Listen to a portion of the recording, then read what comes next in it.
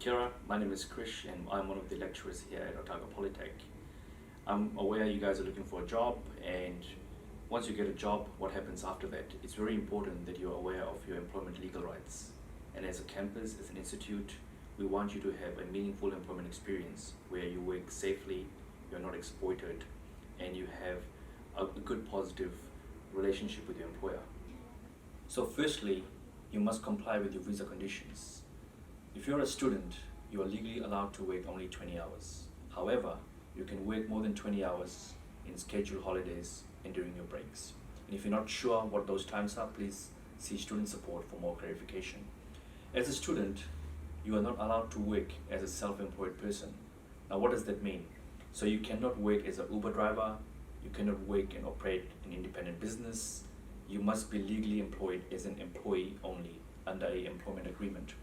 You can also not work in the adult industry. So students who are caught working illegally or working in industries they're not allowed to as a self-employed person may risk losing their visa status. So international students are also protected by New Zealand employment law. Minimum employment rights also apply to them. And the first one is students should all have an employment agreement. Ensure your employer gives you an employment agreement which is signed. One copy should be retained by the employer and one copy should be kept by the student. A lot of the students we find are working without employment contracts or even not receiving any pay slips. It is your duty to ensure that you check your pay slip every week, ensure it also links up with the R&D summary that you get. It's also important that you know as a student you are also allowed to have annual leave, sick leave, bereavement. However, there are different conditions for each one of those criteria. It's really important that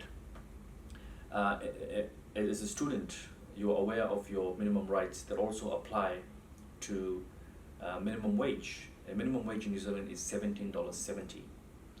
However, if you are training, you should be getting paid $13.20. It is also important you are aware of your break entitlements. In New Zealand, if you work between 2 to 4 hours, you should be getting 10 minutes paid break. And if you work between 4 to 8 hours, you should get one meal break for 30 minutes. The meal break is not paid. You need to be very confident when you're working in New Zealand because there's a lot of support and help available. Where you think your rights are being broken, where you've been exploited, please feel free to seek support and advice on level 1 with the student support team, or you can talk to one of the representatives at MBIE, Citizen Advice Bureau. There is a lot of help available. Do not feel shy or do not feel embarrassed or powerless not to complain or to seek support and advice. We're there to help you, and we just want you to have a meaningful employment experience which is positive to you and which will lead you to good employment relationship.